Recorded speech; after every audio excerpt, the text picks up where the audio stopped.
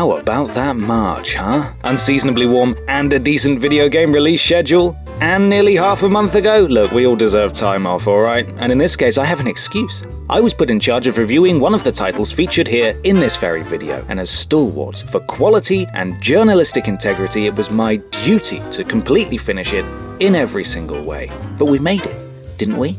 We're here, so let's get on with it. Now, in the interests of time, space, and sexiness, we've decided to skirt through the first few titles on this list. So here's a game by a single human what is a bit like Metroid, apparently. I wouldn't know.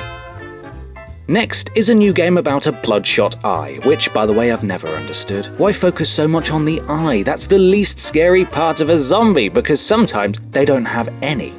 I tell you what, if the poster child for zombie games had a little more focus on the groinal region, then it'd instantly be 10 times more terrifying. Your move, Capcom.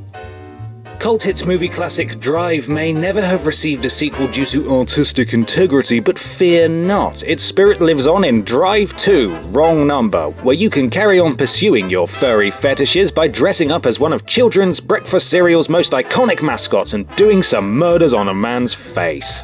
But the undisputed Game of the Month winner for March has to be 5-Star Wrestling, a game that I toiled on a review for weeks. Ha! Just messing with you, what? It's actually Bloodborne.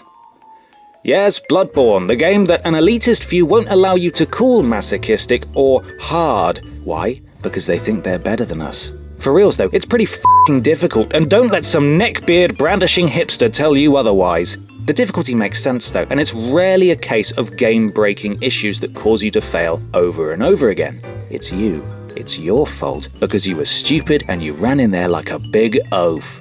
But Ben, I hear you cry. If the deaths are your fault, could it still be considered hard? Yes it can, and yes it is, so drop it, alright?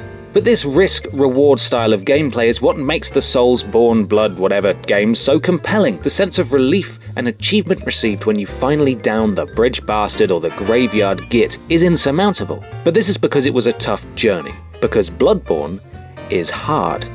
Take the recent 2015 UK general election debate from a few weeks ago. Sure, you went in full of optimism and motivation to get through and have a better understanding of whom you wanted to vote for, but after half an hour of endless backstabbing and attack evasion, a sense of absolute futility began to set in. Now at this point most people would give up, but it's those of us with the fortitude to stick with it, to resist switching to EastEnders, that eventually claimed the reward. I'm now picturing Ed Miliband dressed as the doll from Hunter's Dream, and I kind of forgotten the whole point I was trying to make.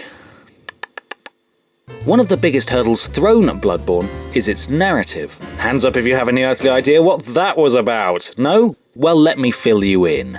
In the before times, there were a group of beings that did some stuff to a thing.